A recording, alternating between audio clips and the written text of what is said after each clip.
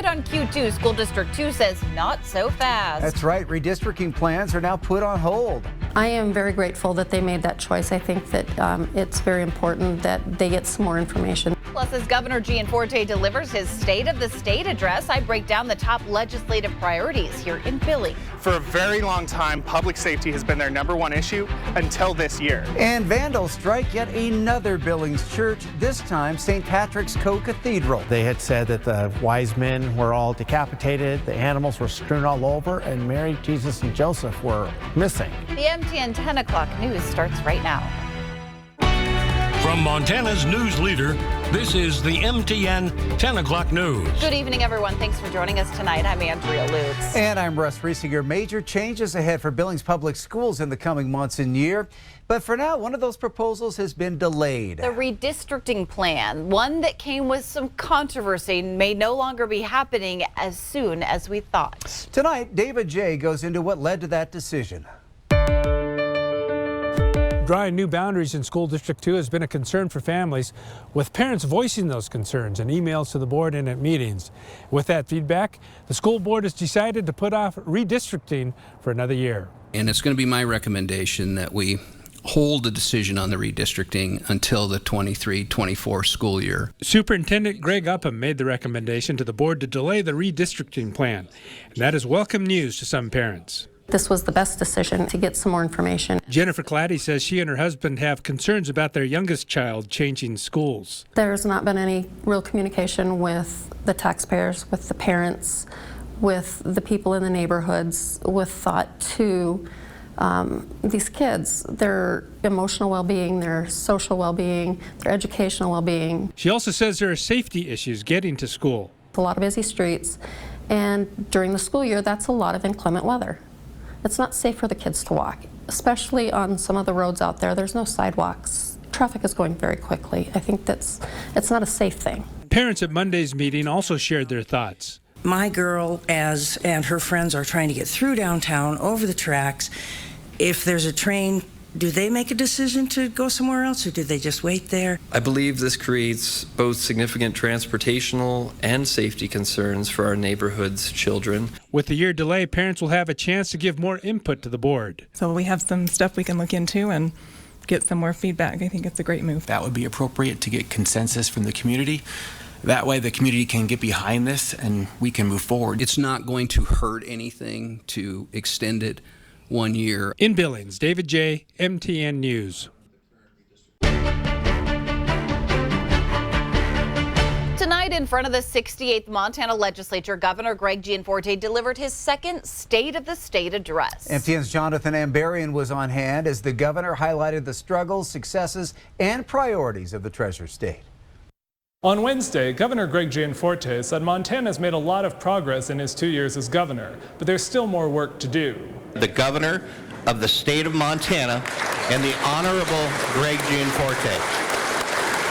Gianforte delivered his second State of the State address before a joint session of the Montana House and Senate. His last address in 2021 focused on the comeback plan after COVID. The state of our state is strong. And it is much stronger than it was 2 years ago. He touted strong economic growth and the addition of 31,000 jobs in 2 years, saying they've strived to improve opportunity in Montana. For too long, Montana hasn't been living up to our full outstanding potential. Our biggest exports have been beef, grain, and tragically, our kids and grandkids. Gianforte also made appeals to lawmakers for this session. He again highlighted one of his top priorities, a red tape relief initiative with more than 100 bills aimed at simplifying state regulations. To our legislative partners, thank you for helping more Montanans prosper by removing unnecessary, burdensome regulations. Thank you. He talked about his plan for $1 billion in tax relief, including major income and property tax bills making their way through the legislature. And he called for investing hundreds of millions of dollars in infrastructure to support additional housing. Hardworking Montanans should be able to live in the communities where they work. And grandparents should be able to live closer to their kids and grandkids. Gianforte also encouraged lawmakers to pass a slate of bills encouraging innovation in education and renewed his call for extensive investments in the Montana State Prison and Montana State Hospital. In Helena, Jonathan Amberian, MTN News. Immediately following that speech, Montana's Democratic Party delivered its remarks. Here's a little bit of what they had to say tonight. The governor failed to provide any real solutions to the housing crisis. He sent back $100 million of our federal monies that could have significantly eased the pain of the housing crisis. Instead, he offers a red tape initiative, which, quite frankly, does nothing for Montana families. And the legislature is in full swing in Helena, but Billings stakeholders are watching very closely to see how it unfolds. I spoke with a local business hoping that lawmakers in the Billings chamber can help attract workers, because if you can believe it, an issue of worker shortage is more pressing for businesses than crime. As lawmakers hit the ground running in this legislative session. Back in Billings, we're a longtime employer in this market and a very successful one. Those with Eide Bailey are looking for new hires. Our biggest challenge, I think, is people. We sell services, so we need to have clients and we need to have employees. Ron Yates with the firm says hiring has become a challenge in this economy. The pipeline is not full enough to fill all our positions. And as a member of the Billings Chamber of Commerce, they hope a little pressure on lawmakers in Helena might help. All of this is a partnership between different levels of government. The chamber has a mission to see their top 3 priorities addressed in this session. The first, worker shortage. For a very long time, public safety has been their #1 issue until this year.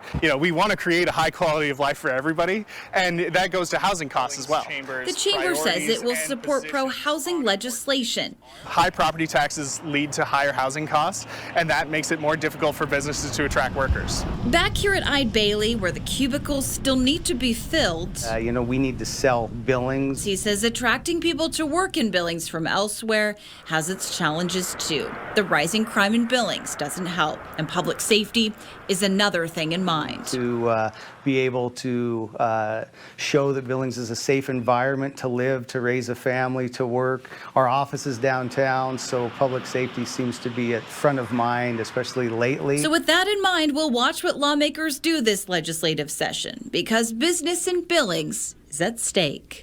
The chamber's priorities are a little different than they've been in the past. You might remember that a local option sales tax was also a legislative priority of the chamber for decades. In fact, the legislation would give local governments in Montana the option to impose a sales tax to pay for economic development, infrastructure, and other needs. For nearly a decade, the chamber has been the leading voice in favor of a local option tax.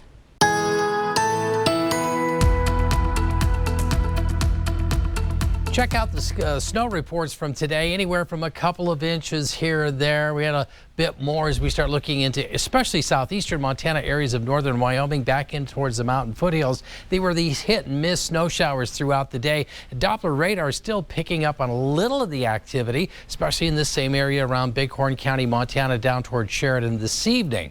But along with that, we're also looking at the potential for some strong winds to start to come into the mix. Check it out by the time we get into the overnight and heading into tomorrow, especially through the early part of the day. Areas like Harleton, Big Timber, you'll be looking at wind gusts over 60 miles an hour. For Billings into the eastern plains, that could mean some strong winds as well. More weather coming. Yet another Billings church targeted by vandals. Last week, we showed you this damage at Mary Queen of Peace Catholic Church, where statues were stolen and graffiti was written on the walls.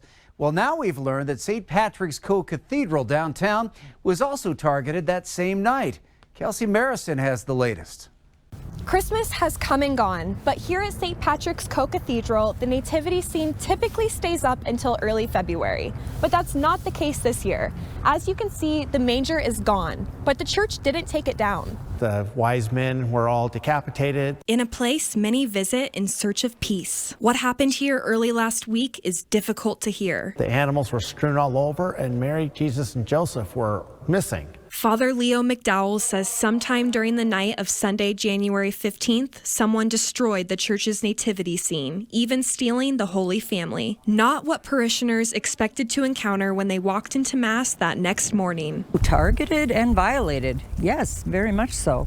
Isn't this a country that's supposed to have freedom of speech, freedom of religion? That same night, vandals also broke into Mary Queen of Peace Church on the south side of town, stealing even larger statues and damaging art and the walls of the church. 2 other Billings churches were also vandalized the same week. Here at St. Pat's, Father Leo says he called Billings PD, but as of Wednesday morning, 9 days later, he was still waiting for someone to show up. I'm a little frustrated. It makes you question whether they were taking it seriously. MTN reached out to Billings PD, and shortly after, community service officers did come to investigate. A police spokesperson tells MTN the report filed January 16th was mistakenly filed under cases waiting for callbacks for more information. That spokesperson went on to say the mistake is their fault and they apologize. As for whether the vandalism is connected to the thefts at Mary Queen of Peace, that's something police say they continue to investigate. The fact that we had 3 figures that we could not find tells me there was probably a little bit of thought in what they were doing, because they actually took Mary, Jesus, and Joseph and left everybody else. Regardless, parishioners want vandalism at Billings churches to stop. Everyone should feel safe being able to go to church, whatever church they go to. In Billings, Kelsey Marison, MTN News. Still to come on the MTN 10 o'clock news on Q2, frustrations boil over for a Belfry businessman. First, a FedEx truck drives through his business. Now he says little's being done to help him. And in sports, a Skyview wrestler looks to put an early season defeat behind her as she chases state title number 3. We'll meet our athlete of the week coming up in just a bit. The MTN 10 o'clock news continues right after this.